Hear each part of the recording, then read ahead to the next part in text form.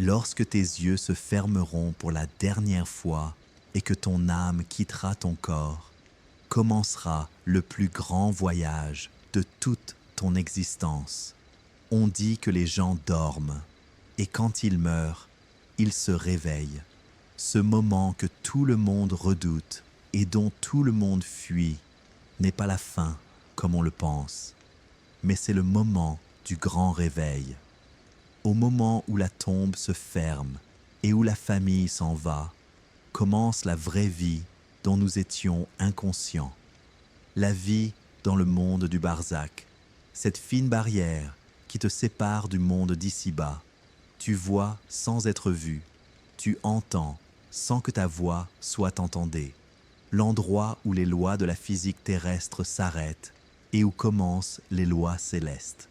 Ce soir, nous allons ensemble dans ce voyage inévitable, ton prochain voyage, que tu le veuilles ou non, un voyage qui commence dès la première seconde de ta mort et qui continue jusqu'à ce que tu arrives à ta place définitive dans le barzakh. Imagine avec moi, tu es maintenant sur ton lit de mort, tu fermes les yeux pour la dernière fois, soudain, la pièce se remplit d'anges au visage blanc, portant un linceul du paradis et une odeur de musc qui coupe le souffle.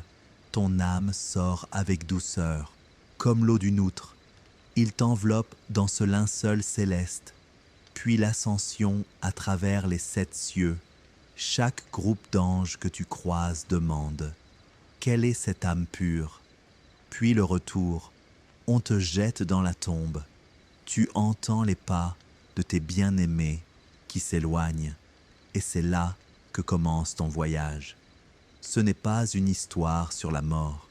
C'est une histoire sur la seconde vie. L'histoire de ton prochain voyage inévitable. Nous allons avancer pas à pas dans ce qui est établi dans le Coran et la Sunna. Et avant de faire le premier pas vers l'autre monde, souviens-toi que nous sommes ici une seule compagnie dans cette assemblée. Arrête la vidéo un instant, descends dans les commentaires, écris-moi de quelle ville tu nous regardes et quelle heure il est chez toi, pour que nous ressentions la chaleur de la compagnie et de la fraternité. Et maintenant, avant de commencer le voyage, imagine avec moi une petite chambre dans une maison ordinaire qui ne diffère pas de la tienne.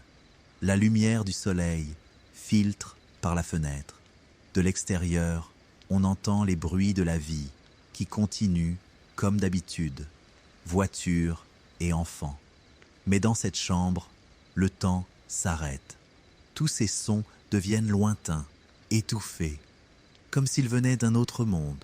Sur un lit est allongé un homme d'une 50aine d'années qui a vécu une vie ordinaire avec ses joies et ses peines. Maintenant, son corps est lourd. Il ne répond plus à ses ordres. Sa respiration devient plus lente et plus difficile à chaque instant qui passe. Ses yeux à demi ouverts regardent le plafond. Mais il ne voit pas le plafond. Il voit autre chose qu'il ne peut décrire. Autour de lui, sa famille est assise dans un silence terrifiant. Sa femme tient sa main droite et pleure en silence. Son fils aîné est assis près de sa tête et lit la sourate Yassine. Sa fille est dans le coin, incapable de s'approcher. Elle regarde son père et se souvient de chaque moment vécu avec lui. Lui les entend. Il sent la chaleur de la main de sa femme. Il entend la voix de son fils qui lit le Coran. Il veut leur dire quelque chose, n'importe quoi, un seul mot. Ne soyez pas tristes. Mais sa langue est devenue lourde comme une pierre. Sa gorge sèche et les mots sont coincés quelque part d'où ils ne peuvent sortir. Et maintenant, son corps commence à changer d'une manière qu'il ne peut cacher. La couleur de son visage passe du rose léger à la pâleur, puis à une légère teinte bleutée autour des lèvres. Ses extrémités, les doigts de ses mains et de ses pieds commencent à refroidir, un froid qui monte lentement vers le cœur. Le fils tient la main de son père. Il sent le froid. Il la serre fort, comme s'il essayait de garder la chaleur dedans. Mais le froid augmente. Et l'homme essaie, avec toute la force qui lui reste, de prononcer un seul mot, l'attestation de foi. Sa langue est lourde, mais il lutte. Le prophète a dit, « Incitez vos mourants à dire, il n'y a de Dieu qu'Allah. » Car celui dont les dernières paroles seront « Il n'y a de Dieu qu'Allah » entrera au paradis. Les dernières paroles, la dernière chose qu'il prononce dans ce monde. Ces mots sont la dernière clé, le dernier pont entre ce monde et l'au-delà. Le fils entend son père essayer de parler. Il l'aide doucement. Dis, papa, il n'y a de Dieu qu'Allah. Et l'homme, d'une voix à peine audible, l'a dit. Il n'y a de Dieu qu'Allah. Puis ses yeux se figent. Il cesse de bouger. Il reste fixe, regardant quelque chose au plafond ou au-delà du plafond. Quelque chose que personne d'autre ne voit. Sa femme pleure fort. Ne nous quitte pas. Mais il est parti. Son âme est maintenant dans un voyage sans retour. Soudain, quelque chose change dans la pièce. L'air devient plus lourd. La lumière augmente d'une manière étrange et la température baisse légèrement. La famille ne ressent rien.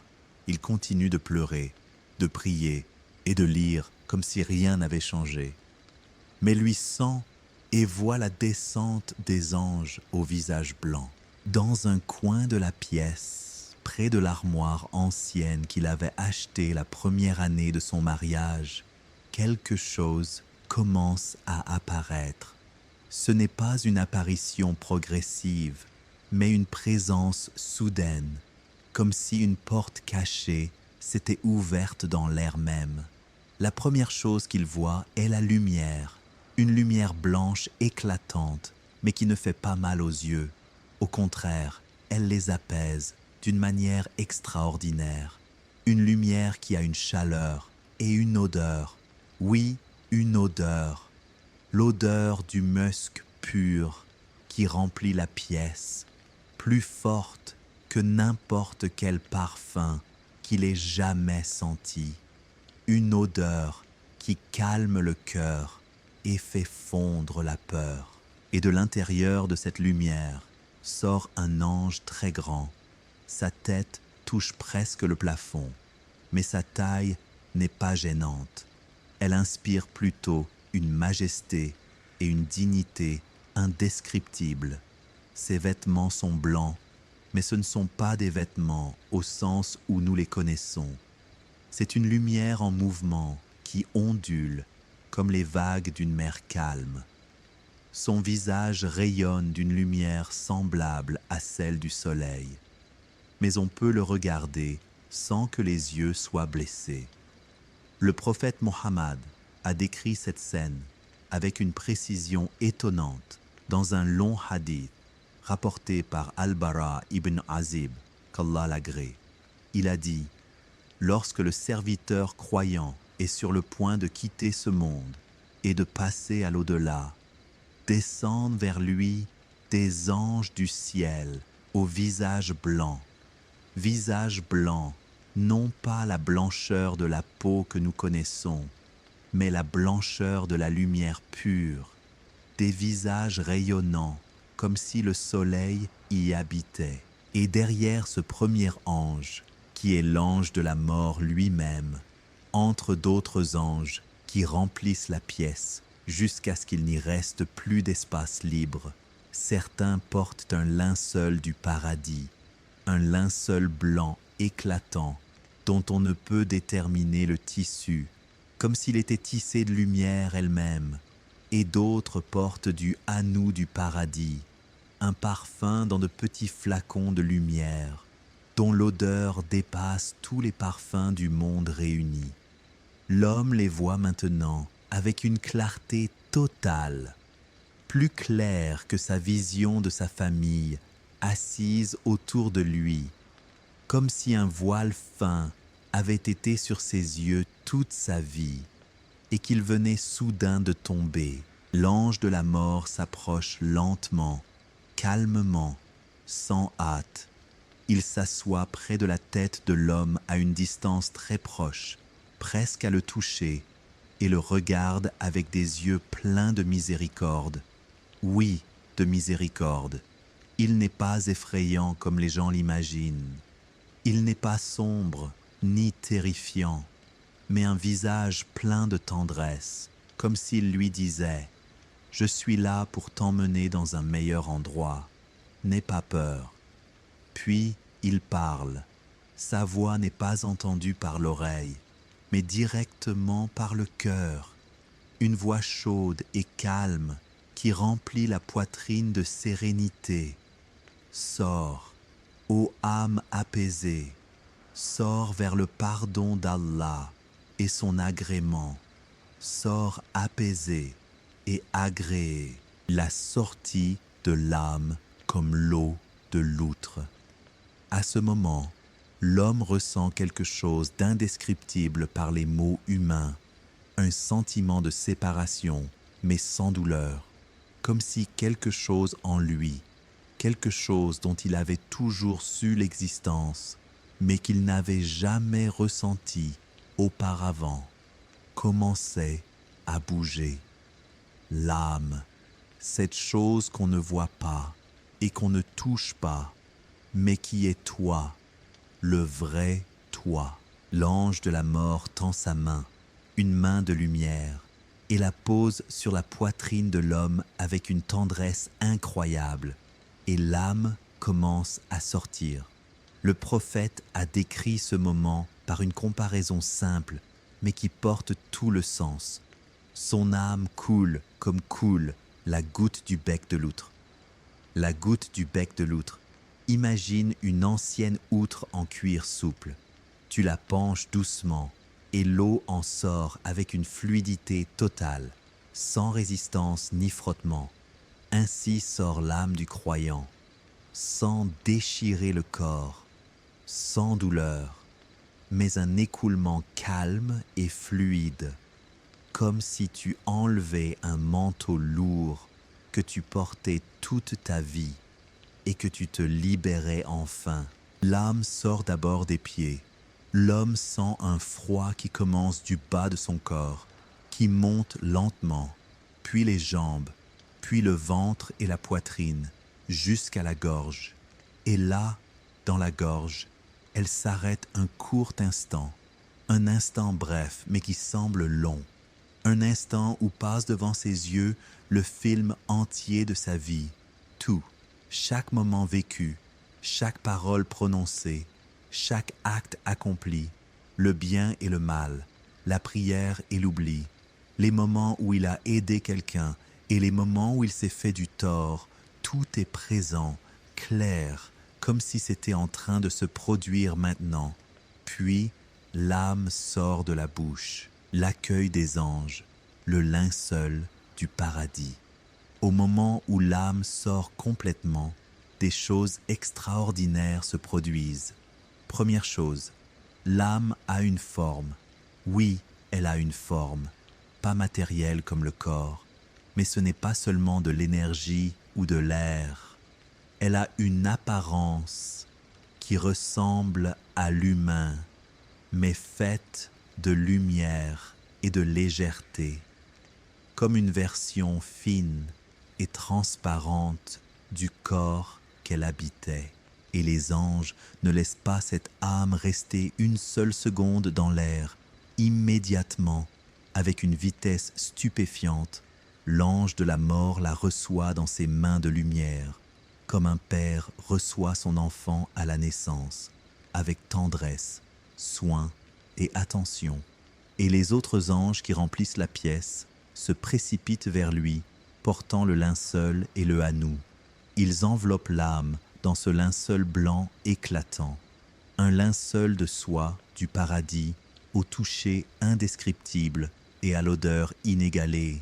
Et ils y appliquent le Anou, le parfum du paradis, et cette âme devient alors plus parfumée que le meilleur musc qui ait jamais existé sur terre. Le prophète a dit, il la prend, c'est-à-dire l'ange de la mort, et dès qu'il la prend, il ne la laisse pas dans sa main le temps d'un clin d'œil, avant de la prendre et de la placer dans ce linceul et ce Anou.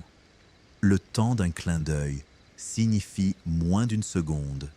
Il ne la laisse pas nue ou seule ne serait-ce qu'un instant, mais il se dépêche de la couvrir, de la protéger et de l'honorer. Et quand l'âme est enveloppée dans ce linceul, se produit un miracle olfactif incroyable. Le prophète a dit, il en sort une odeur comme la meilleure bouffée de musc qui ait existé sur terre. Imagine la plus belle odeur de musc que tu aies jamais sentie dans ta vie. Multiplie-la par 1000, par 2000. Elle restera loin de l'odeur de cette âme. La première ascension, le voyage à travers les cieux. Maintenant commence le vrai voyage. L'âme enveloppée dans son linceul, portée entre les mains des nobles anges, et l'odeur pure en émane comme un nuage de musc. L'ange de la mort remet l'âme aux autres anges, et commence le cortège extraordinaire de l'ascension. Oui, l'ascension littérale vers le ciel. Les anges portent l'âme et commencent à voler vers le haut, traversant le plafond de la pièce comme s'il n'existait pas, traversant le toit de la maison, les nuages et le ciel. Et chaque fois qu'ils passent près d'un groupe d'anges, et le ciel est rempli d'anges, bien plus que tu ne l'imagines, ils leur demandent « Quelle est cette âme pure que vous avez avec vous ?» Ce n'est pas une question d'ignorance, mais une question d'honneur, comme s'ils voulaient entendre le nom de cet humain dont l'âme est sortie avec cette beauté et cette pureté. Les anges qui portent l'âme répondent avec les plus beaux noms que cet humain avait dans ce monde. Pas son nom officiel sur la carte d'identité, mais les beaux noms par lesquels les gens l'appelaient quand ils l'aimaient. Un tel fils d'un tel, l'homme bon qui nourrissait les pauvres, qui maintenait les liens de parenté. Chaque beau nom par lequel il était connu dans ce monde est maintenant mentionné dans le ciel. Le prophète a dit, ils montent avec elle et ne passent près d'aucun groupe d'anges sans qu'ils disent « Quelle est cette âme pure ?» Ils répondent « Un tel fils d'un tel avec les plus beaux noms par lesquels on l'appelait dans ce monde. » Et ainsi ils montent, et l'âme profite de cette ascension. Elle regarde autour d'elle et voit des merveilles innombrables. Le premier ciel, le deuxième, le troisième, le quatrième, le cinquième, le sixième, le septième. Dans chaque ciel, il passe par de grandes portes, et chaque fois, les anges frappent à la porte. Qui demande? Des anges portant une âme de la terre. Et avec vous, un tel fils d'un tel, a-t-il été envoyé? C'est-à-dire, est-il mort avec la permission d'Allah et à son heure prédestinée? Oui. Alors ils disent, bienvenue à lui, quel excellent arrivé, et les portes s'ouvrent. Les grandes portes faites de lumière, des portes dont la taille et la grandeur ne sont connues que d'Allah, et l'âme entre avec les anges, et les anges de chaque ciel l'accueillent avec des louanges et de la joie, jusqu'à ce qu'ils arrivent au septième ciel. Et là se produit quelque chose d'inimaginable. Sidrat al-Muntaha, la fin de l'ascension. Le septième ciel n'est pas comme les autres cieux. Là se tient Sidrat al-Muntaha. un arbre immense dont la taille n'est connue que d'Allah, un arbre qui ombrage le trône lui-même, ses feuilles comme les oreilles des éléphants, ses fruits comme de grandes jarres, et de ses racines coulent les fleuves. Cet endroit est la fin de toute ascension. Même les anges ne le dépassent qu'avec une permission spéciale. Les anges qui ont porté l'âme de la terre arrivent à Sidrat al-Muntaha et y déposent l'âme avec douceur, et se produit une chose extraordinaire. Allah, exalté soit-il, celui qui a créé cette âme, l'a protégée et préservée pendant toutes les années de sa vie dans ce monde, ordonne par un ordre divin: écrivez le livre de mon serviteur dans Illiyin. Illiyin, un mot qui fait frissonner le corps quand on le comprend. Illiyin est le registre le plus élevé, le livre où sont écrits les noms des pieux, des martyrs et des véridiques. C'est un endroit dans le 7e ciel, près de Sidrat al-Muntaha, un endroit que seuls atteignent ceux qu'Allah aime. Il dit dans le Coran: non, le livre des pieux est certes dans Illiyin. Et qu'est-ce qui te fera comprendre ce qu'est Illiyin? Un livre numéroté que les rapprochés attestent. Un livre numéroté, écrit avec des noms clairs, attesté par les rapprochés. Les anges rapprochés d'Allah attestent l'écriture de ce nom.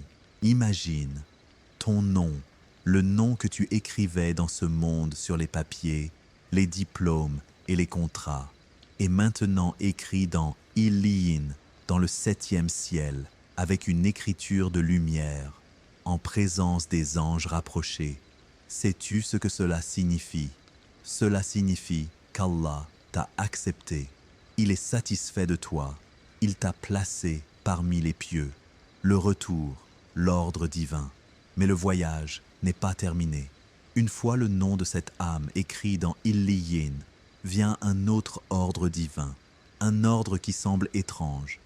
Renvoyez-le sur terre. Oui, le retour sur terre. Pourquoi? Allah dit dans l'ordre même: car je les ai créés d'elle, je les y ferai retourner, et je les en ferai sortir une autre fois. C'est la promesse d'Allah.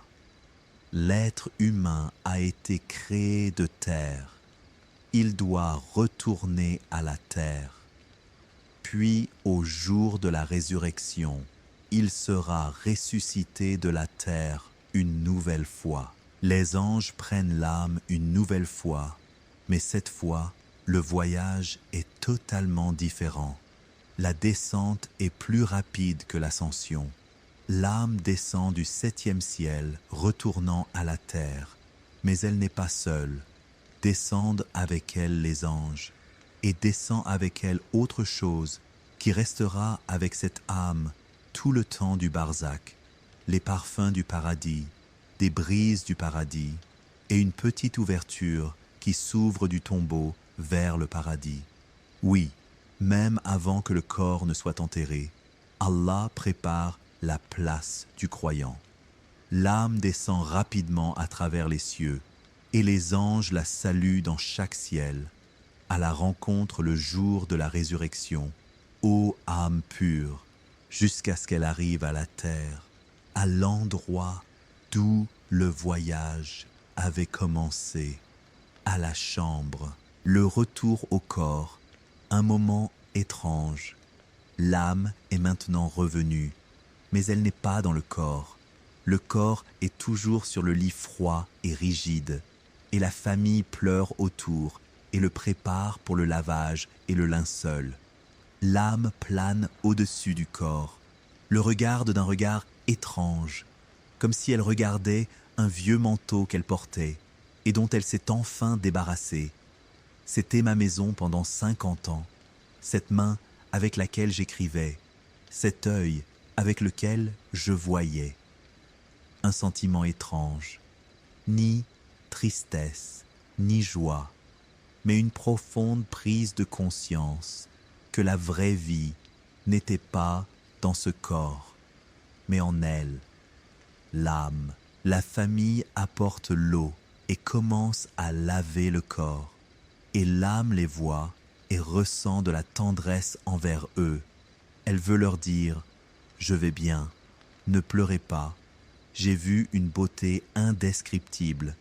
Mais ils ne l'entendent pas. Ils l'enveloppent dans 3 tissus blancs, le placent sur une civière et sortent avec lui vers la mosquée pour la prière funéraire. Et l'âme les suit, marche avec eux dans la rue, voit les gens s'arrêter pour participer à la prière funéraire, voit le soleil, le ciel et les arbres plus clairement que jamais.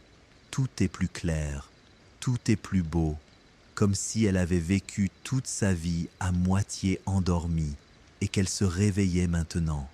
Il prie sur lui dans la mosquée, et l'âme se tient parmi eux, entend les invocations et dit « Amen » avec eux. Puis il le porte au cimetière. Le cimetière, le début du long voyage. Le cimetière est un endroit calme à la périphérie de la ville. Le soleil penche vers le coucher et le ciel prend une couleur orange chaleureuse. La tombe est prête, creusée dans la terre à 2 mètres de profondeur, pas très large, un simple trou. Mais ce sera la nouvelle maison de ce corps. Ils descendent le corps dans la tombe avec douceur, le placent sur son côté droit, le visage tourné vers la Qibla, et disent « Au nom d'Allah et selon la tradition du messager d'Allah ». Puis, ils commencent à poser les briques sur l'ouverture du niche pour le couvrir. Puis, ils jettent la terre poignée après poignée, tas après tas, et la tombe se remplit. Et l'âme regarde cette scène et réalise « C'est fini, c'est fini. » Le temps du monde. C'est fini, le temps du choix. Tout ce que j'ai fait est fini. Tout ce que j'ai dit est enregistré. Pas de retour. La famille se tient autour de la tombe. Ils pleurent. Certains lisent le Coran. Certains invoquent. Certains se tiennent silencieux, incrédules de ce qui s'est passé. L'imam leur dit « Demandez pardon pour votre frère et demandez-lui la fermeté, car il est maintenant interrogé. » Cette phrase serre les cœurs, car ils savent ce qui va se passer peu après. La première solitude, le bruit des pas. Les gens commencent à partir un par un. D'abord les voisins et les amis saluent la famille et rentrent chez eux. Puis les parents éloignés. Puis les proches, et enfin la femme et les enfants restent quelques derniers instants près de la tombe, pleurent en silence, disent des mots que personne n'entend, puis se retournent et marchent. Leurs pas sur la terre font du bruit, pas, pas, pas, et les sons s'éloignent. Et là se produit quelque chose d'étonnant. Le prophète Muhammad a dit dans un hadith authentique « Le mort, quand il est placé dans sa tombe, entend le bruit de leurs sandales quand il s'éloigne de lui. Il entend le bruit de leurs sandales. L'âme qui est maintenant revenue partiellement au corps d'une manière étrange entend le bruit des pas de ses bien-aimés qui s'éloignent. Chaque pas, chaque bruit plus clair que tout, et chaque pas qui s'éloigne rend le sentiment de solitude plus profond. Il s'éloigne, encore plus loin, les sons s'atténuent, plus faibles, puis le silence, un silence total sous la terre, dans une obscurité totale, seul. Ce moment, le moment du premier silence, est l'un des moments les plus difficiles du voyage, du barzakh, car tu réalises une vérité terrifiante. Tu es maintenant seul, ni mère, ni père, ni femme, ni enfant, ni argent, ni statut, ni poste, ni diplôme. seulement toi et tes œuvres. Deuxième partie, le retour, la chute terrifiante, la pression de la tombe, l'étreinte cosmique. Dans ce moment de silence total, quand le dernier bruit de pas s'éloigne du cimetière, se produit quelque chose que personne n'attend. La terre elle-même bouge. Pas un tremblement de terre, pas un effondrement, mais un mouvement étrange et intentionnel. Les parois de la tombe, qui étaient éloignées du corps, commencent à bouger. Elles s'approchent lentement, avec force, inévitablement. La paroi droite se rapproche du corps, la paroi gauche se rapproche. Même le plafond, la terre au-dessus presse vers le bas, et le corps est pressé de tous les côtés. Une pression forte qui fait se croiser les côtes. Une pression qu'on ne peut ni résister, ni fuir. C'est la pression de la tombe. Le prophète a dit à son sujet, « La tombe a une pression. Si quelqu'un devait en être sauvé, ce serait Saad ibn Mu'ad. Saad ibn Mu'ad, le noble compagnon dont le prophète a dit, « Le trône du miséricordieux a tremblé à la mort de Saad ibn Mu'ad. » Un homme pour qui le trône divin a tremblé de l'amour d'Allah pour lui. Et pourtant, il n'a pas été sauvé de la pression de la tombe. Si Saad ibn Mu'ad n'en a pas été sauvé, qui le sera? Personne. Tout être humain, croyant ou mécréant, pieux ou pervers, riche ou pauvre, roi ou mendiant, passera par ce moment. La pression de la tombe n'est pas une punition, mais une purification. Les savants disent qu'elle est comme l'étreinte d'une mère à son enfant qui pleure, une étreinte qui enlève la peur et purifie des petits péchés, une étreinte dure mais miséricordieuse.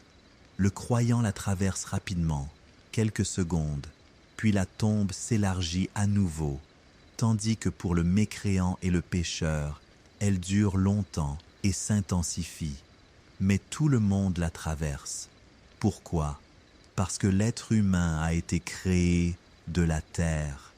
Et quand il retourne à la terre doit l'embrasser une dernière fois avant qu'il ne commence sa nouvelle vie.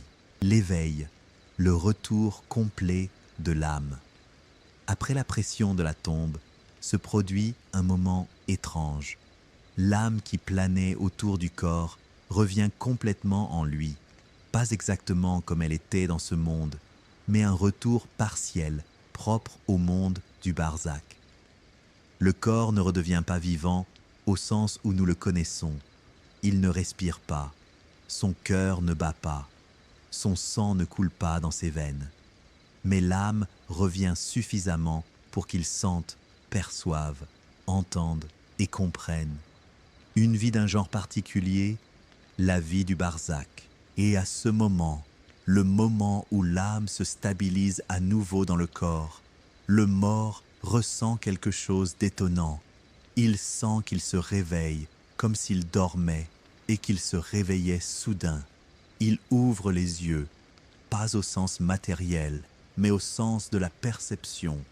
Et voilà tombe autour de lui, une obscurité, mais dans laquelle il peut voir. Il voit les parois de la tombe en terre et briques à une distance proche. Il voit le linceul qui enveloppe son corps. Il sent la terre sous lui et il réalise clairement « Je suis dans ma tombe. Je suis mort. Le monde est fini. » Un sentiment indescriptible, un mélange de peur, de curiosité, de certitude, de regret et d'espoir. Tous ces sentiments frappent son cœur, ou ce qui ressemble au cœur, en même temps. Et il se souvient de tout, le monde avec ses détails, sa famille, son travail, ses amis, ses bonnes actions et ses péchés. Tout est présent dans son esprit avec une clarté effrayante. Mais il n'a pas beaucoup de temps pour se souvenir, car autre chose est sur le point de se produire, quelque chose que tout mort attend, quelque chose d'inévitable. la première voix. M'entends-tu? Dans le silence total à l'intérieur de la tombe, dans l'obscurité sans fin, soudain, une voix forte et profonde qui secoue les parois de la tombe. Pas une voix humaine, plus profonde, plus puissante, plus effrayante. Assieds-toi. Un ordre, pas une demande, un ordre qu'on ne peut désobéir. Et le corps, d'une manière qu'il ne comprend pas, obéit, se redresse, s'assoit maintenant dans sa tombe, le dos droit, les mains sur les genoux, regardant devant lui. Et devant lui, il voit deux formes apparaître dans l'obscurité. Pas une apparition progressive, mais une présence soudaine.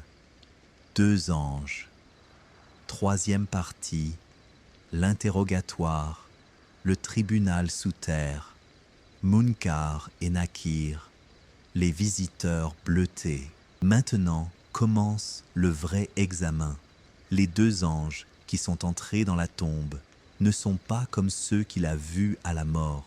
Ceux-là avaient des visages blancs comme le soleil, pleins de lumière et de miséricorde. Ceux-ci sont totalement différents. Le prophète les a décrits avec précision dans plusieurs hadiths. Il a dit à leur sujet « bleu, bleu ». Leur couleur est un bleu sombre comme le ciel dans la nuit profonde, ou comme la mer au point le plus profond. Et il a dit aussi « noir ». Certaines versions disent « noir » et d'autres « bleu ». Et la vérité est que leur couleur est un mélange étrange entre le bleu sombre et le noir. Une couleur effrayante, une couleur que le mort n'a jamais vue auparavant sur aucune créature. Et ce n'est pas seulement la couleur, leur forme est très grande, plus grande que n'importe quel humain. Leur tête touche presque le plafond de la tombe, bien qu'elle soit étroite.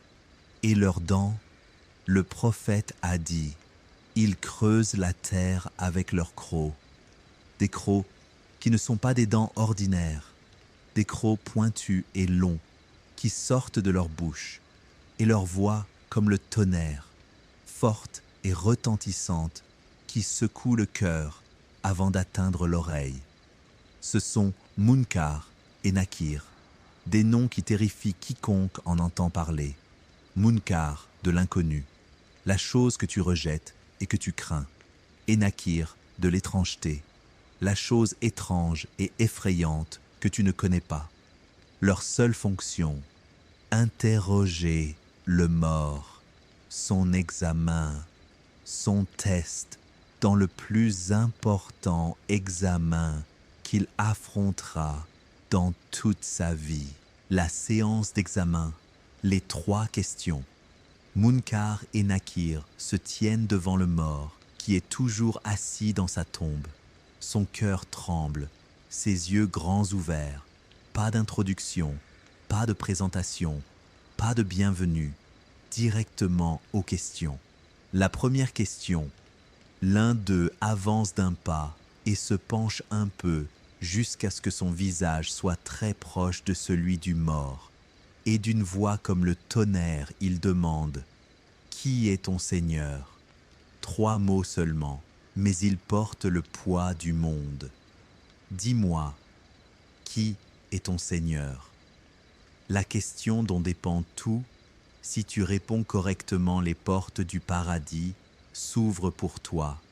Et si tu te trompes ou hésites ou oublies, les portes de l'enfer s'ouvrent. Et le mort croyant qui a vécu sa vie en adorant Allah et en essayant de lui plaire, ressent quelque chose d'étonnant. La réponse sort de sa bouche avant même qu'il y pense, sans hésitation, sans peur, avec une certitude totale. Mon Seigneur est Allah. 2 mots, mais ils sortent des profondeurs de son cœur, d'un endroit plus profond que l'esprit, de la certitude plantée dans son âme pendant des années de foi. Les anges ne commentent pas, ne disent ni correct ni faux, mais passent directement à la deuxième question. Quelle est ta religion?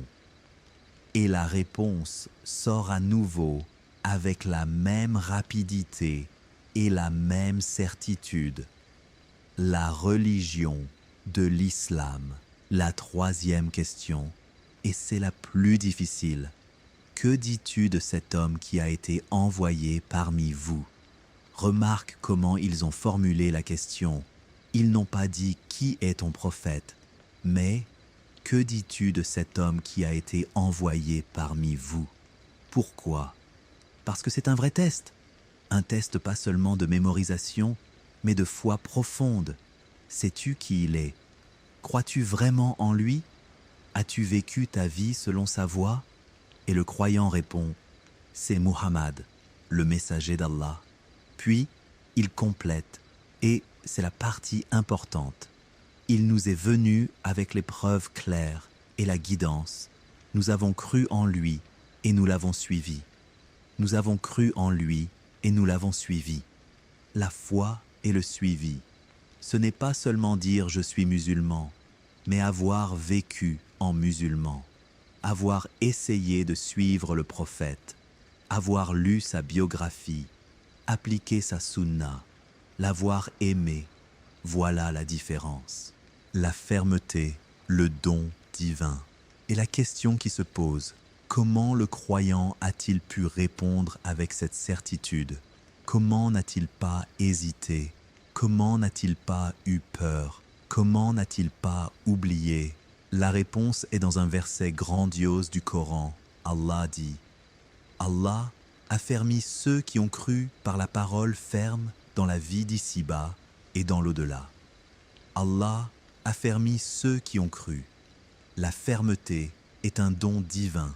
Tu ne réponds pas à ces questions par ta propre force, ni par ta mémorisation des mots, ni par ton intelligence, mais c'est Allah qui t'affermit. Allah qui place les bonnes réponses dans ton cœur et sur ta langue, dans ce moment effrayant. Mais la question la plus importante, pourquoi Allah affermit-il certains et pas d'autres? La réponse est simple. La fermeté dans la tombe est le résultat de la fermeté dans ce monde. Si tu as vécu ta vie en essayant de rester ferme sur la vérité, tu priais même si parfois tu étais paresseux. Tu donnais l'aumône même si l'argent était peu. Tu patientais dans l'épreuve. Tu te repentais de tes péchés. Tu essayais de faire du bien aux gens.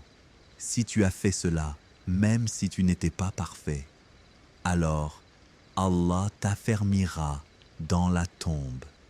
Il placera les bonnes réponses dans ton cœur. Il enlèvera la peur de ta poitrine. Il fera parler ta langue avec certitude. C'est une promesse divine. Mais la question plus profonde, comment obtenir cette fermeté?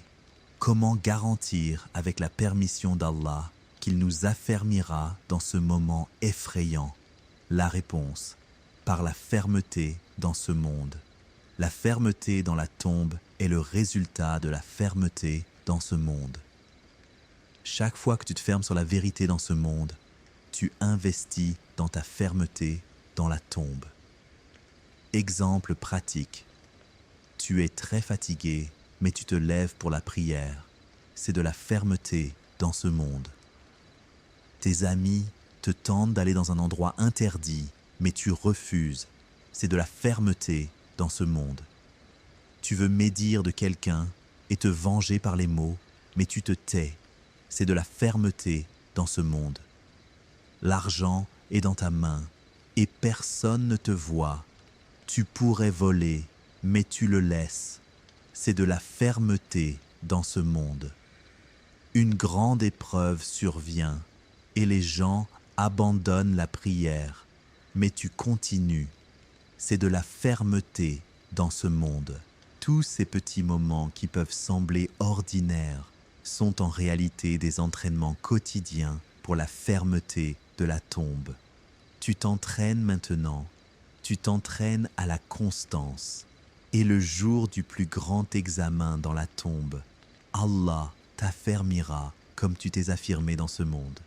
Ibn al-Qayyim, qu'Allah lui fasse miséricorde, a dit « Celui qu'Allah a affermi dans ce monde sur la parole vraie et l'action droite, il l'affermira dans le barzakh et au jour de la résurrection. Et celui qui était dans ce monde, vacillant et hésitant, sera au jour de la résurrection encore plus vacillant et hésitant. » Vacillant signifie aujourd'hui il prie et demain il abandonne. Aujourd'hui il se repent et demain il revient. Aujourd'hui avec les pieux et demain avec les pervers. Celui-là ne sera pas affermi dans la tombe. Quant à celui qui était constant, même s'il a fauté parfois, mais qu'il revient et persévère, Allah l'affermira. Le beau compagnon, les bonnes actions se matérialisent.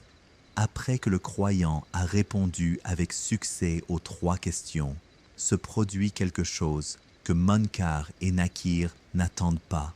Ils s'écartent un peu et laissent de l'espace dans la tombe. Et soudain apparaît une 3e personne. Pas un ange cette fois, mais un humain, un homme, mais un homme extraordinaire. Son visage est beau, le plus beau visage que le mort ait vu de sa vie, comme un visage de lune en pleine nuit. Ses vêtements blancs éclatants, propres d'une manière stupéfiante, qui rayonnent d'une légère lumière, et son odeur est celle du musc qui émane de lui, comme s'il sortait tout juste d'un jardin du paradis. Et le plus important de tout est son sourire. Il sourit aux morts d'un sourire chaleureux et tendre, le sourire d'un vieil ami qu'il n'a pas vu depuis longtemps. Le mort le regarde stupéfait. Il ressent une familiarité étrange envers cette personne. « Qui es-tu » lui demande-t-il. Et l'homme beau répond d'une voix calme et douce. « Je suis ton œuvre pieuse. Ô Allah, je suis ton œuvre pieuse. » Le prophète a décrit cette scène avec précision. Vient à lui un homme au beau visage, aux beaux vêtements, à la bonne odeur, qui dit « Réjouis-toi de ce qui te plaît.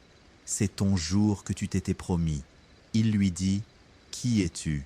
Ton visage est le visage qui apporte le bien. » Il dit « Je suis ton œuvre pieuse. » Imagine chaque prière que tu as faite, chaque aumône que tu as donnée, chaque bonne parole que tu as dite, chaque fois que tu as aidé un humain, chaque fois que tu as contenu ta colère, chaque fois que tu as pardonné à celui qui t'a fait du tort, chaque fois que tu as patienté dans une épreuve, tout ce bien que tu as fait dans ta vie se matérialise maintenant sous la forme de cet homme beau. Plus tes bonnes actions étaient nombreuses, plus son visage est beau, ses vêtements propres et son odeur agréable. C'est ton compagnon, le compagnon qui restera avec toi dans la tombe tout le temps du barzakh. Tu ne seras pas seul. Le premier dialogue, la bonne nouvelle et la sérénité.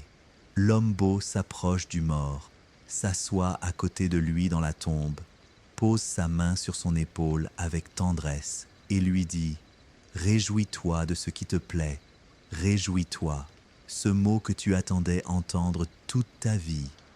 C'est ton jour que tu t'étais promis, le jour dont tu avais peur toute ta vie, le jour pour lequel tu te préparais avec chaque prière, chaque aumône et chaque bonne action. C'est ce jour-là, et te voilà réussi. » Le mort ressent une joie indescriptible, une joie qui remplit son cœur et enlève toute peur qu'il avait. Munkar et Nakir, qui étaient terrifiants il y a quelques instants, sourient maintenant. Oui, ils sourient, et l'un d'eux dit d'une voix devenue plus douce et plus miséricordieuse. « Dors du sommeil de la mariée que seul réveille le plus cher de sa famille. Dors du sommeil de la mariée. Imagine la beauté de cette comparaison. La mariée, la nuit de ses noces, dort d'un sommeil calme, serein et heureux. Personne ne la dérange. Tout le monde la laisse se reposer dans son bonheur. Ainsi dormira le croyant dans sa tombe. Un sommeil calme, reposant et heureux. Pas de cauchemar, pas de mauvais rêves, mais un repos total. Et il restera endormi jusqu'au jour de la résurrection qui lui semblera une courte sieste. Puis il se réveillera au son des anges qui lui annoncent l'entrée au paradis, l'élargissement de la tombe, la nouvelle maison. Et maintenant se produit quelque chose d'étonnant.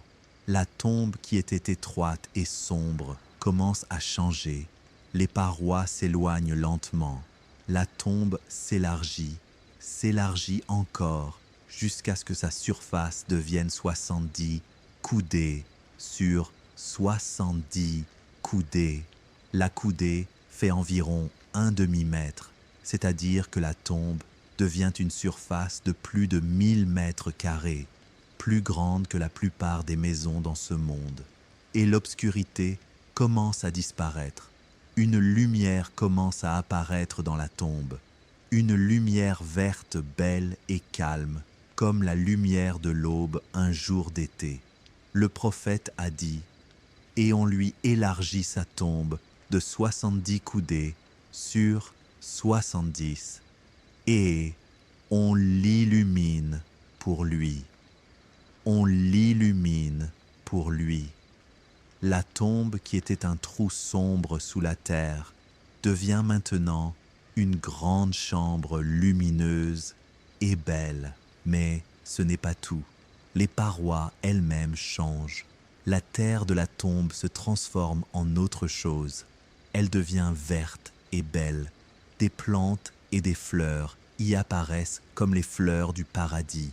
Et une odeur extraordinaire remplit l'endroit, l'odeur même du paradis.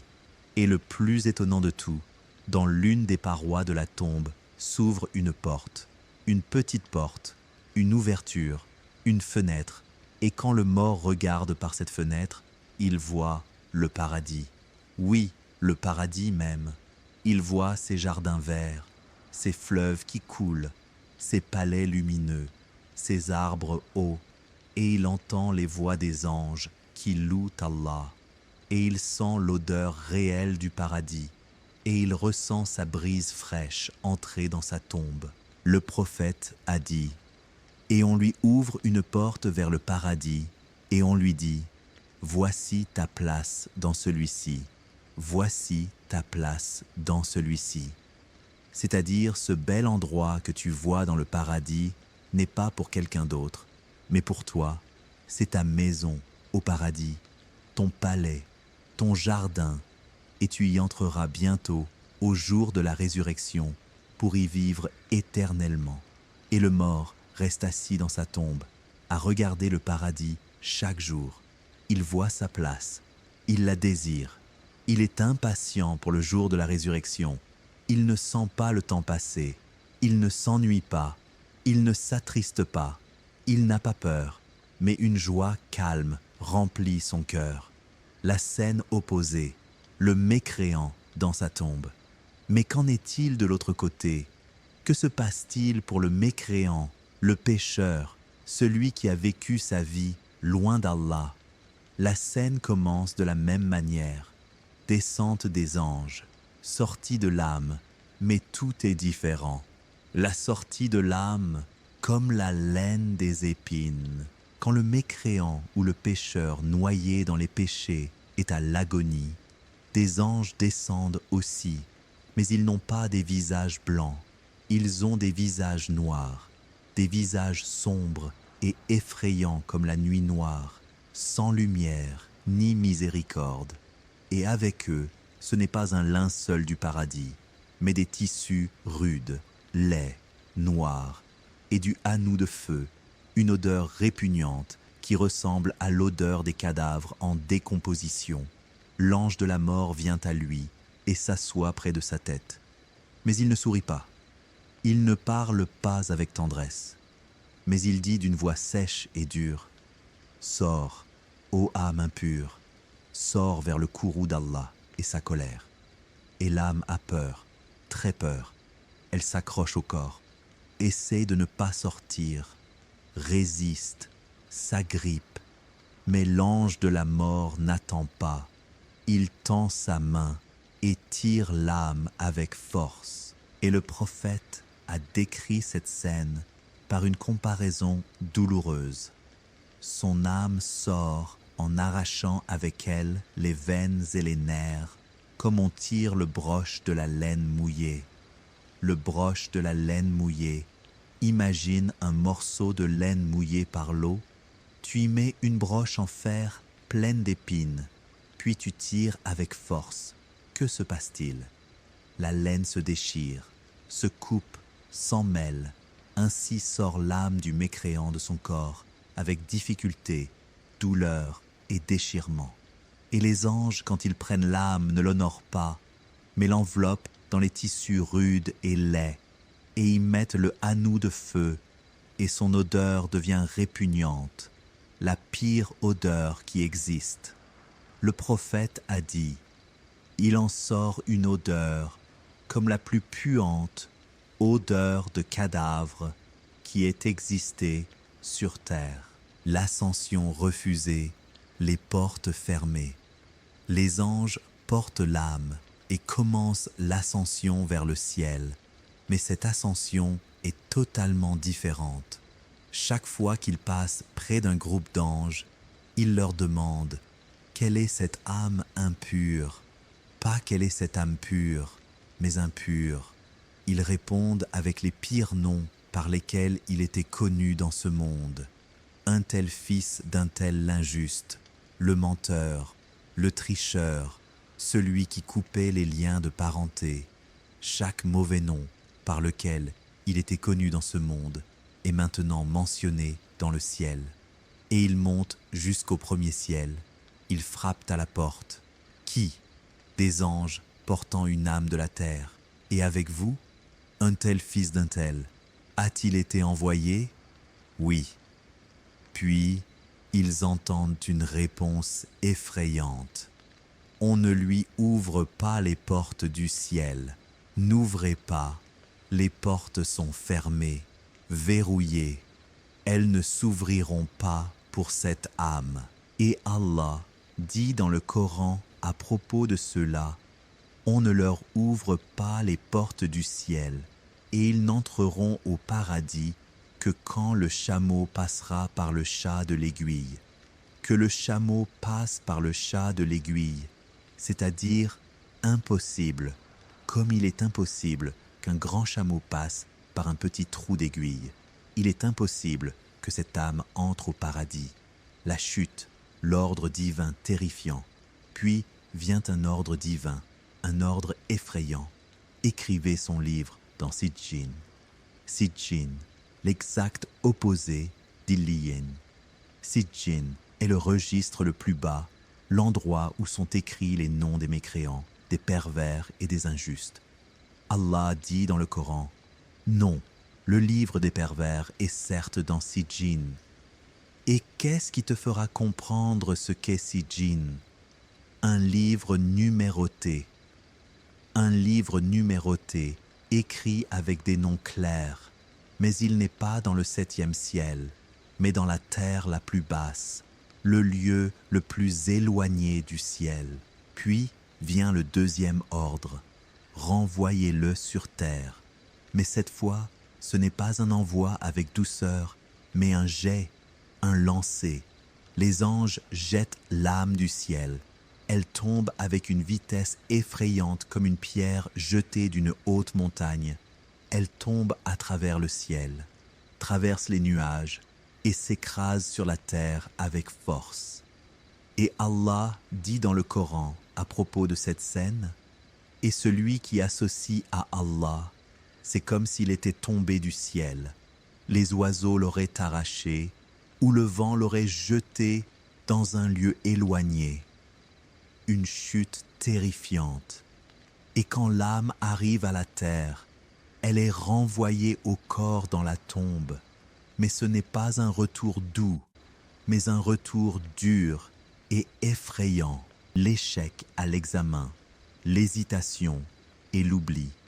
Munkar et Nakir entrent dans la tombe avec la même apparence effrayante, les bleus noirs avec leurs crocs et leurs voix comme le tonnerre. Mais cette fois, il n'y a pas de fermeté divine. Il lui demande « Qui est ton Seigneur ?» Et le mécréant hésite. Il ne peut répondre, pas parce qu'il ne connaît pas la réponse, mais parce qu'Allah ne l'a pas affermi. Allah l'a laissé à lui-même. Et c'est le pire châtiment. Quand Allah te laisse à toi-même, tu ne peux rien. Qui est ton Seigneur? Il répète la question plus fort. Je ne sais pas. J'ai entendu les gens dire quelque chose, alors je l'ai dit. J'ai entendu les gens dire quelque chose, alors je l'ai dit. Voilà la différence. Le croyant a vécu la foi, et le mécréant, ou l'hypocrite, ou l'insouciant, a seulement imité les gens, a dit ce qu'il disait sans croire vraiment. Quelle est ta religion? Je ne sais pas. Que dis-tu de cet homme qui a été envoyé parmi vous? Je ne sais pas. J'ai entendu les gens dire quelque chose, alors je l'ai dit. Échec total. Le compagnon l'est, les péchés se matérialisent. Puis apparaît le compagnon. Mais cette fois, ce n'est pas un homme beau, mais un homme laid à voir, ses vêtements sales et déchirés, et son odeur répugnante qui remplit la tombe, son visage terrifiant, ses yeux enfoncés, ses dents noires, sa peau craquelée. Il s'approche du mécréant avec un sourire mauvais. « Qui es-tu » lui demande le mécréant avec peur. « Je suis ton œuvre impure. » Ô Allah, ton œuvre impure, chaque péché que tu as commis, chaque mensonge que tu as dit, chaque injustice que tu as faite, chaque médisance dans laquelle tu es tombé, chaque droit que tu as mangé, chaque prière que tu as abandonnée, tout cela se matérialise dans la forme de cet homme laid. Et il restera avec toi dans la tombe. Il s'assoit à côté de toi, te parle, te rappelle chaque faute que tu as commise, un compagnon terrifiant dont tu ne pourras pas t'échapper, le rétrécissement de la tombe, la pression éternelle. Puis se produit exactement l'inverse. La tombe, au lieu de s'élargir, se rétrécit. Ses parois se rapprochent encore plus, pressent le corps et continuent de presser jusqu'à, et Allah sait mieux, comment les côtes se croisent les unes dans les autres. Le prophète a dit, et on resserre sa tombe jusqu'à ce que ses côtes se croisent, une douleur insupportable, une pression continue qui ne finit pas, et l'obscurité augmente, pas de lumière, mais une obscurité totale, et une odeur répugnante remplit la tombe, et une porte s'ouvre dans l'une des parois, mais ce n'est pas une porte vers le paradis, mais une porte vers l'enfer.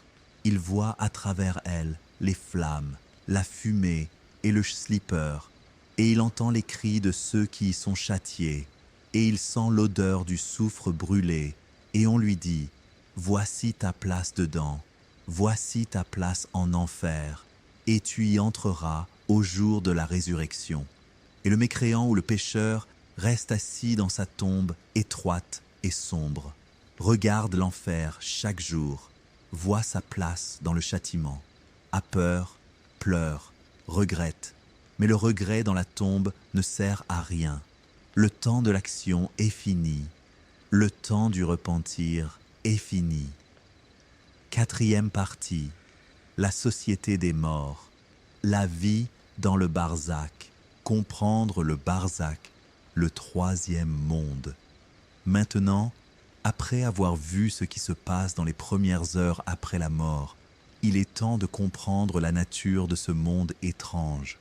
Qu'est-ce que le barzakh exactement? Le mot en arabe signifie la barrière, la chose qui sépare deux choses. Et Allah dit dans le Coran à propos des deux mers, entre elles, un barzakh qu'elles ne dépassent pas, une barrière qui empêche l'eau douce de se mélanger à l'eau salée. Et de même, le monde du barzakh est la barrière entre deux mondes, entre ce monde et l'au-delà, entre la première vie et la seconde vie. Il a ses propres lois. Ce n'est ni ce monde, ni l'au-delà, mais un troisième monde totalement différent. Dans ce monde, tu manges, tu bois, tu bouges, tu travailles, tu choisis, tu te trompes et tu réussis. Dans l'au-delà, le jour de la résurrection, tu es jugé, récompensé ou puni, et tu entres au paradis ou en enfer pour toujours. Quant au barzakh, c'est l'étape de l'attente, l'étape des résultats préliminaires, l'étape du repos pour les croyants et du châtiment pour les mécréants. Une période qui peut durer des milliers d'années, mais qui passe comme une courte sieste. Le mort dort-il ou est-il éveillé? La question que beaucoup posent, le mort dans sa tombe dort-il tout le temps ou est-il éveillé? La réponse, les deux. Le mort dans le barzakh est dans un état entre le sommeil et l'éveil. Il ne dort pas totalement et n'est pas éveillé comme nous dans ce monde, mais un état particulier. Il perçoit ce qui l'entoure, entend certaines choses, ressent, mais il n'est pas conscient du passage du temps comme il l'était dans ce monde. La preuve en est que le prophète a dit « Le mort entend le bruit de leurs sandales quand ils s'éloignent de lui.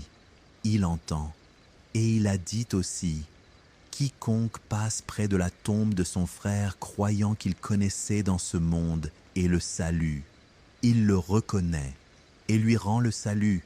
Il le reconnaît et lui rend le salut. Donc le mort perçoit, mais en même temps, il n'est pas dans un état d'éveil continu comme nous, mais des périodes de conscience et des périodes de repos. Les visites des âmes, les rencontres dans le barzakh, et le plus étonnant de tout, les âmes dans le barzakh se rencontrent. Oui, elles se rencontrent, se visitent et se parlent. Le prophète a dit, les âmes sont des armées mobilisées. Celles qui se reconnaissent s'associent et celles qui s'ignorent s'écartent. Et ce hadith ne concerne pas seulement ce monde, mais s'applique aussi au barzakh. Les âmes semblables se rencontrent, les croyants pieux se rencontrent entre eux, et les méchants se rencontrent entre eux. Imagine, tu es dans ta tombe, mais tu n'es pas totalement seul.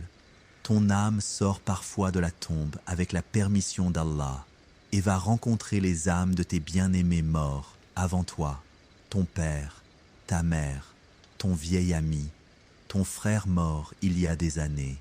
Tu les rencontres, tu leur parles, tu leur demandes de leurs nouvelles et ils te demandent des tiennes.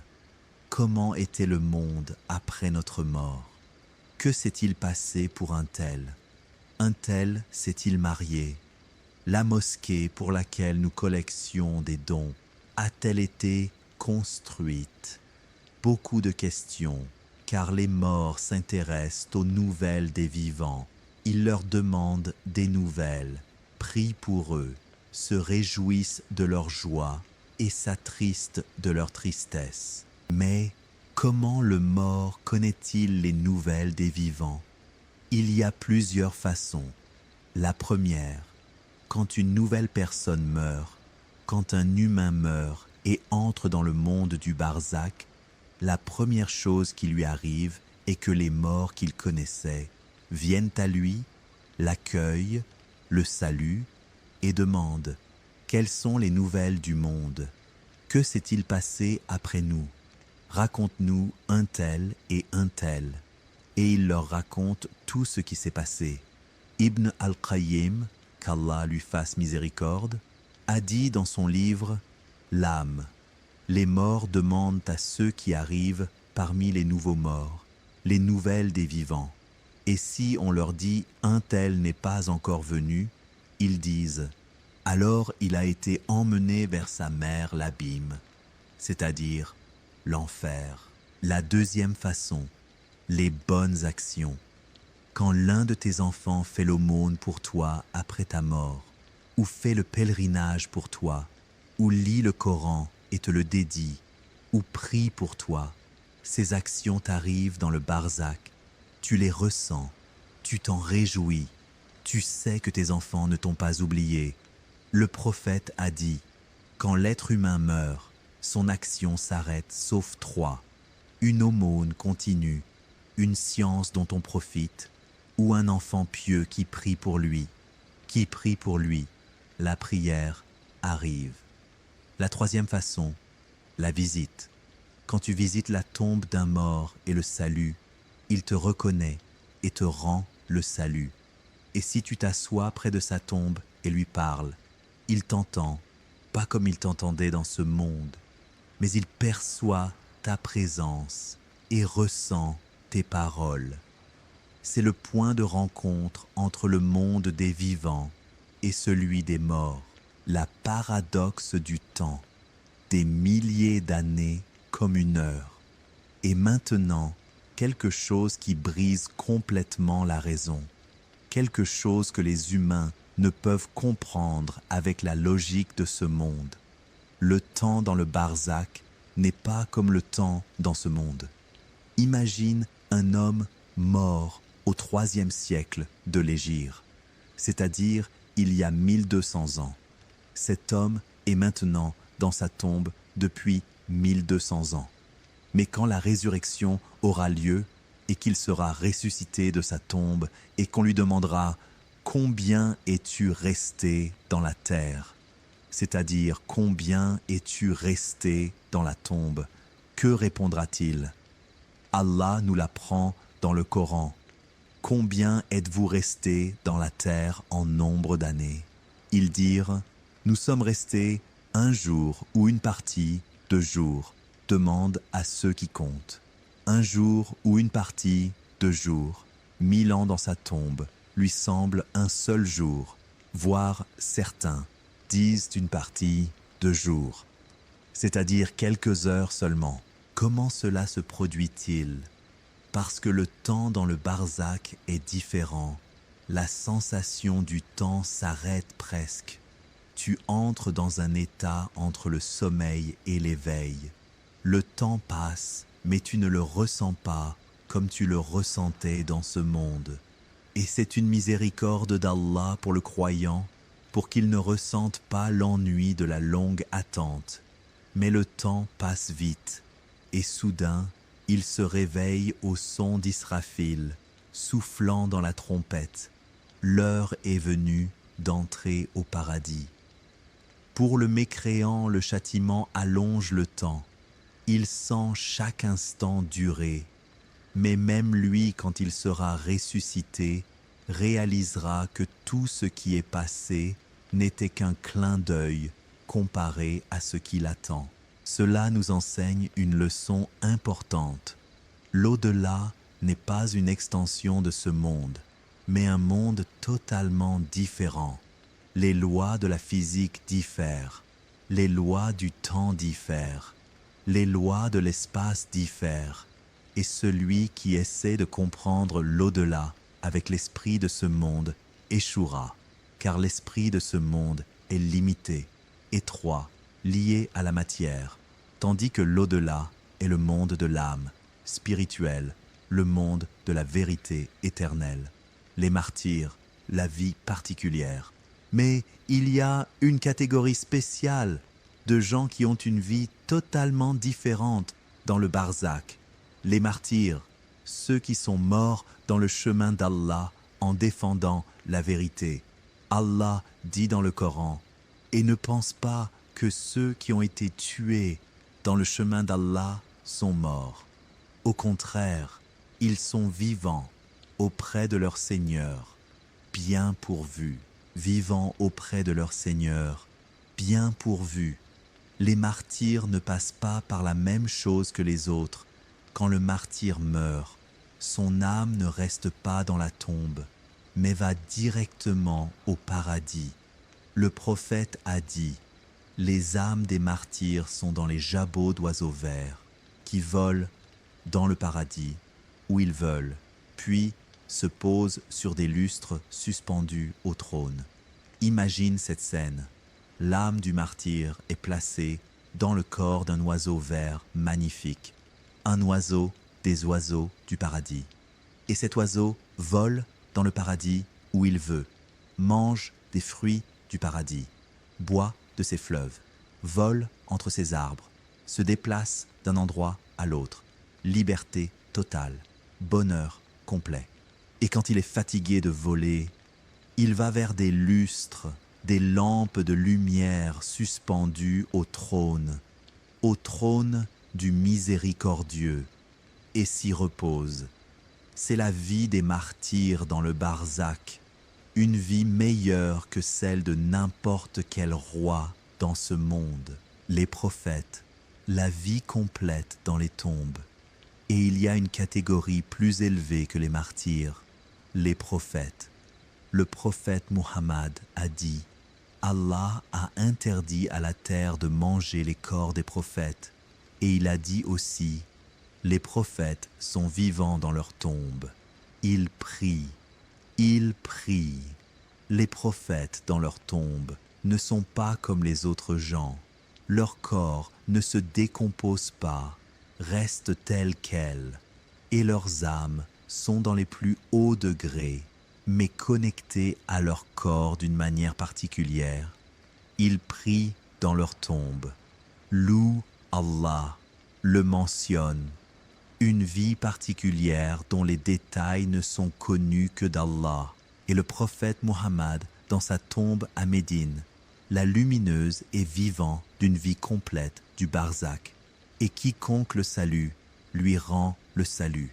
Le prophète a dit, « Il n'y a personne qui me salue sans qu'Allah ne me rende mon âme jusqu'à ce que je lui rende le salut. Il me rend mon âme. Ce n'est pas que son âme est absente, mais qu'elle revient de manière plus complète pour rendre le salut. » Les châtiés, les types de châtiments dans le barzakh. Quant à l'autre côté, les mécréants et les pécheurs qui sont morts sur leurs péchés sans repentir, ceux-là ont différents types de châtiments dans le barzakh. Le prophète a vu dans une vision, et la vision des prophètes est vérité, certains types de châtiments. Le premier, il a vu un homme allongé sur le dos et un autre debout près de sa tête avec une pierre avec laquelle il lui fracasse la tête. Il le frappe et la tête explose. Puis la tête revient comme elle était et il le frappe encore et encore. Il a demandé au prophète, « Qui est-ce » On lui a dit, « C'est un homme à qui Allah a enseigné le Coran, mais qui dormait la nuit sans le réciter et ne l'appliquait pas le jour. » Le deuxième, il a vu des gens qui avaient des ongles en cuivre avec lesquels ils se griffaient le visage et la poitrine, déchiraient leur peau. Il a demandé, « Qui sont ceux-là » On lui a dit, « Ce sont ceux qui mangeaient la chair des gens et portaient atteinte à leur honneur, c'est-à-dire les gens de la médisance et de la calomnie. » Le troisième, il a vu des hommes et des femmes nus dans une construction comme un four, étroit en bas et large en haut. En dessous, un feu allumé. Quand le feu s'allumait, il montait jusqu'à presque sortir. Quand le feu s'éteignait, il redescendait au fond. Il a demandé, « Qui sont ceux-là » On lui a dit, « Les fornicateurs et les fornicateuses. » Le quatrième, il a vu un homme qui nageait dans une rivière de sang, et sur la rive, un homme avec beaucoup de pierres. Chaque fois que l'homme dans la rivière essayait de sortir, l'autre lui jetait une pierre et le renvoyait dans la rivière. Il a demandé « Qui est-ce » On lui a dit « Le mangeur d'usure ». Ce sont certains types de châtiments dans le barzakh. Un châtiment qui correspond au péché. 5e partie. Les codes de triche. Comment réussir l'examen. Introduction. Les boucliers protecteurs. Maintenant, après avoir vu tout cela, la mort, la tombe, l'interrogatoire, le bonheur et le châtiment, après être devenu conscient de ce qui nous attend, la question importante, que faisons-nous maintenant? Comment nous protéger? Comment garantir, avec la permission d'Allah, d'être parmi les gens du bonheur et non parmi les gens du châtiment? Il y a des secrets, des codes et des boucliers que le prophète nous a laissés. Ce n'est pas de la magie, ni de l'imagination, mais des actions simples dont l'effet est immense. Apprenons-les maintenant, tant que nous sommes encore dans ce monde, tant que nous avons encore le temps et l'opportunité. Le premier bouclier, la sourate Al-Mulk, celle qui défend son maître. Le bouclier le plus fort que tu puisses emporter avec toi dans la tombe. Une seule sourate du Coran, 30 versets seulement. Le prophète a dit à son sujet, une sourate du Coran de 30 versets a intercédé pour un homme jusqu'à ce qu'il lui soit pardonné. Et c'est la sourate « Béni soit celui dans la main de qui est la royauté ». Elle a intercédé pour un homme signifie qu'elle a défendu pour lui, a parlé de lui, a demandé pour lui le pardon. Et il a dit aussi, une sourate du Coran, rien que 30 versets, a plaidé pour son maître jusqu'à ce qu'elle l'ait fait entrer au paradis. Et c'est la sourate « Béni soit ». Elle a plaidé. Imagine cette scène. Tu es dans ta tombe, Munkar et Nakir viennent te questionner. Peut-être as-tu hésité un peu ou eu peur. Soudain apparaît la sourate Al-Mulk sous forme d'une personne ou d'une lumière. Elle se tient à côté de toi. Elle dit aux anges, « Non, cet homme, chaque nuit, avant de dormir, me préservait, méditait mes versets, défendez-le, intercédez pour lui. » Et les anges l'écoutent, car c'est la parole d'Allah. Comment obtenir ce bouclier? Très simple. Lis la sourate Al-Mulk chaque nuit avant de dormir. Cela ne prend pas plus de 5 minutes. 5 minutes seulement chaque nuit te garantissent, avec la permission d'Allah, une protection dans la tombe. Cela ne vaut-il pas 5 minutes de ton temps? Le deuxième bouclier, l'ablution, la pureté éternelle. Un bouclier très simple, mais d'un effet immense. Mourir en état d'ablution. Le prophète a dit dans un hadith, faible, mais son sens est correct confirmé par d'autres hadiths, celui qui meurt en état d'ablution meurt martyr. Et il a dit aussi, celui qui passe la nuit en état de pureté, un ange passe la nuit dans son vêtement. Il ne se réveille pas 1 heure de la nuit sans que l'ange dise « Ô Allah, pardonne à ton serviteur, car il a passé la nuit en état de pureté. » Imagine, tu dors sur ton lit et un ange est assis à côté de toi toute la nuit à prier pour ton pardon. Pourquoi? Parce que tu as fait l'ablution avant de dormir. Comment obtenir ce bouclier? Première étape, fais de l'ablution avant de dormir chaque nuit une habitude, même si tu ne vas pas prier. Deuxième étape, si ton ablution est rompue la nuit, par exemple, tu vas aux toilettes, refais l'ablution avant de retourner dormir. Troisième étape, le matin, essaie de rester en ablution le plus longtemps possible. Si elle est rompue, renouvelle-la rapidement. Pourquoi tout cet intérêt? Parce que la mort vient soudainement. Tu peux mourir en dormant. Tu peux mourir dans la rue. Tu peux mourir à n'importe quel moment. Si tu meurs en état d'ablution, cela signifie que tu es mort pur. Et c'est un signe de bonne fin. Et aussi, l'ablution efface les péchés. Le prophète a dit, celui qui fait bien l'ablution, ses péchés sortent de son corps, jusqu'à sortir de sous ses ongles. Donc, chaque fois que tu fais l'ablution, tu te purifies de tes petits péchés. Et si tu meurs dans cet état de pureté, c'est bien mieux que de mourir sans pureté. Conseil pratique. Mets une alarme sur ton téléphone chaque nuit avant de dormir intitulée « Ablution avant le sommeil ». Cette simple alarme peut être la cause de ton salut dans la tombe. Le troisième bouclier, le martyre, le plus haut degré de la mort. Le martyr, mourir dans le chemin d'Allah, mourir en défendant la vérité, la religion, la patrie, l'honneur. Le martyr a 7 privilèges auprès d'Allah et parmi les plus importants, il lui est pardonné dès la première goutte de son sang. Dès la première goutte de sang qui sort de lui, tous ses péchés sont pardonnés. Il est marié à 72 houris. Il est vêtu de la tunique de la foi et il est protégé du châtiment de la tombe. Protégé du châtiment de la tombe. C'est important ici.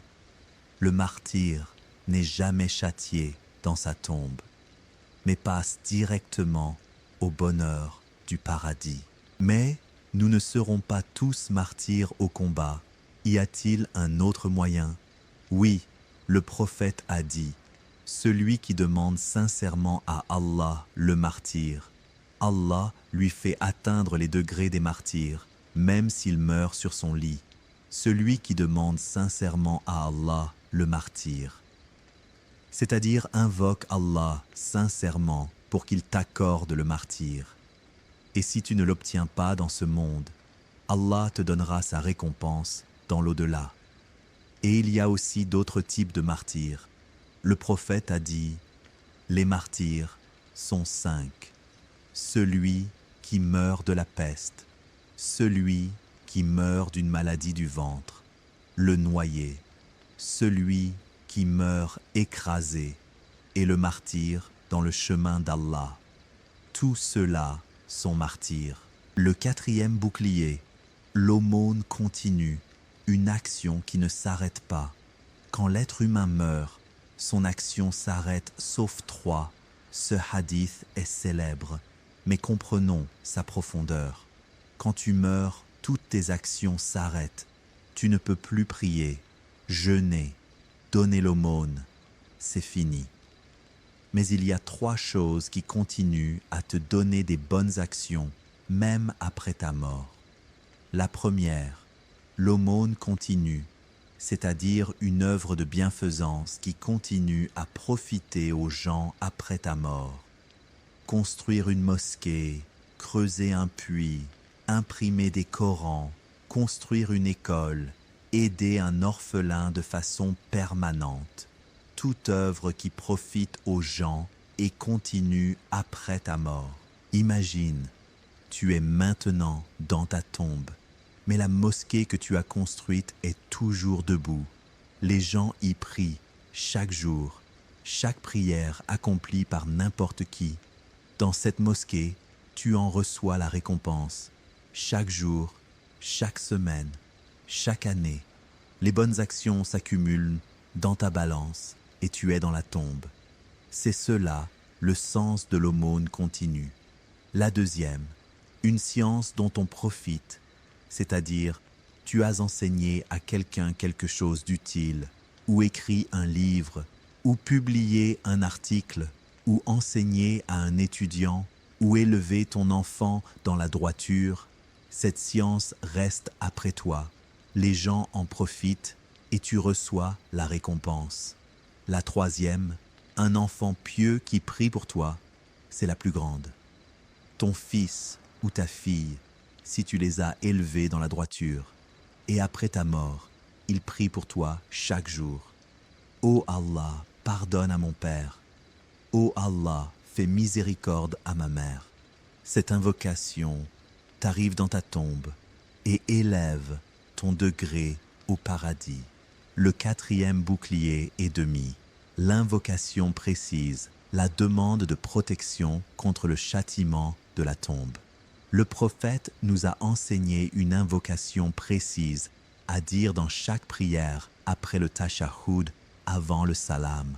Ô Allah, je cherche refuge auprès de toi contre le châtiment de l'enfer, contre le châtiment de la tombe, contre l'épreuve de la vie et de la mort, et contre l'épreuve de l'Antéchrist.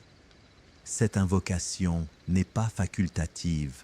Le prophète a dit, quand l'un de vous fait le tashahhud qu'il cherche refuge auprès d'Allah contre 4, et il a mentionné cette invocation, qu'il cherche refuge, c'est un ordre, c'est-à-dire, il faut la dire dans chaque prière. 5 prières par jour signifie 5 fois par jour. Tu demandes à Allah de te protéger du châtiment de la tombe. Et Allah ne repousse pas l'invocation de son serviteur. Le 5e bouclier, mourir un vendredi ou sa nuit. Le prophète a dit, tout musulman qui meurt un vendredi ou la nuit du vendredi, Allah le protège de l'épreuve de la tombe. Il le protège de l'épreuve de la tombe signifie qu'il le protège du châtiment de la tombe et de l'interrogatoire de la tombe. Pourquoi? Parce que le vendredi est un jour béni et grand auprès d'Allah. Celui qui y meurt, Allah l'honore de ce privilège. Mais comment garantir de mourir un vendredi? Nous ne pouvons pas, mais nous pouvons demander à Allah. Invoque Allah chaque vendredi. Ô Allah, si tu as écrit pour moi la mort, fais-la un vendredi ou sa nuit. Le 6e bouclier, la maladie du ventre. Le prophète a dit, celui qui meurt d'une maladie du ventre ne sera pas châtié dans sa tombe. La maladie du ventre inclut beaucoup de maladies, la diarrhée sévère, le cancer des intestins ou de l'estomac, l'ulcère sévère. Toute maladie du ventre qui mène à la mort est une expiation et une protection contre le châtiment de la tombe. Pourquoi? Les savants ont dit parce que la maladie du ventre est très douloureuse et la douleur dans ce monde expie les péchés. Le 7e bouclier, l'action pieuse et la vraie foi.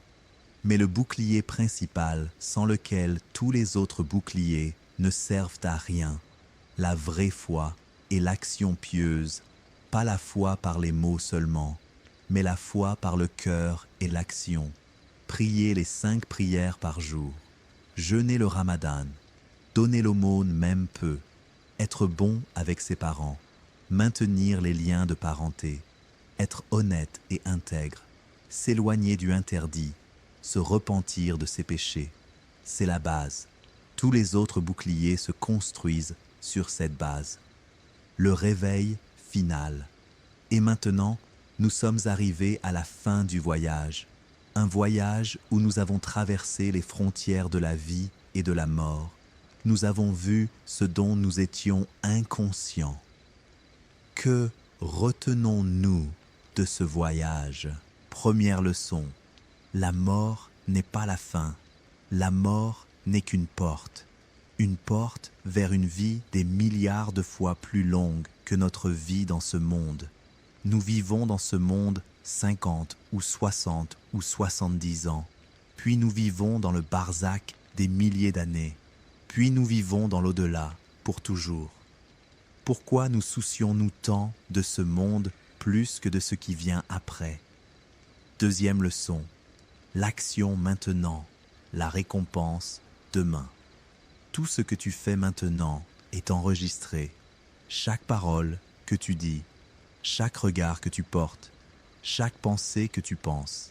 Et un jour très proche viendra où tu seras jugé pour tout cela. Es-tu satisfait de ce que tu trouveras dans ta balance? Troisième leçon. La fermeté est un don divin. Le succès dans la tombe n'est pas par ta propre force, mais par la fermeté qu'Allah t'accorde.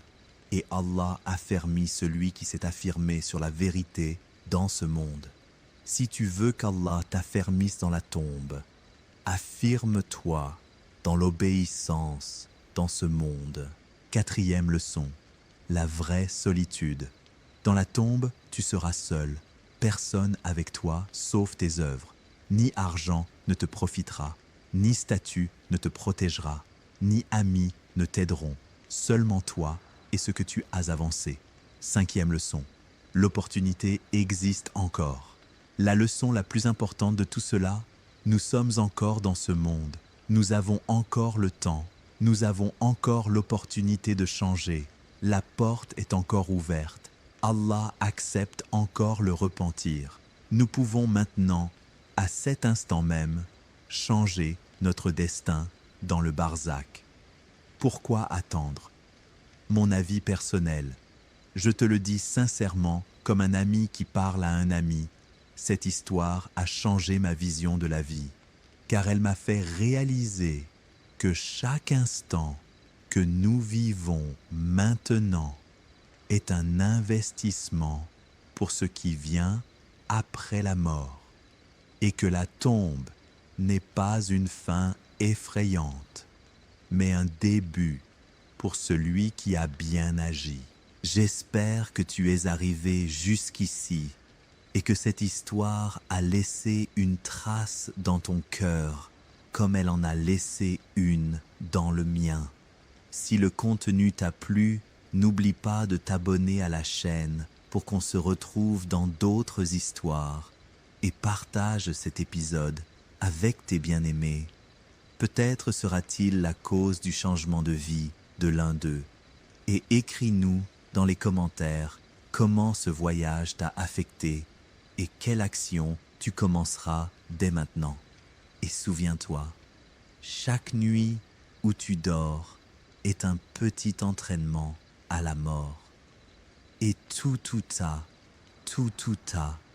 l'histoire est finie.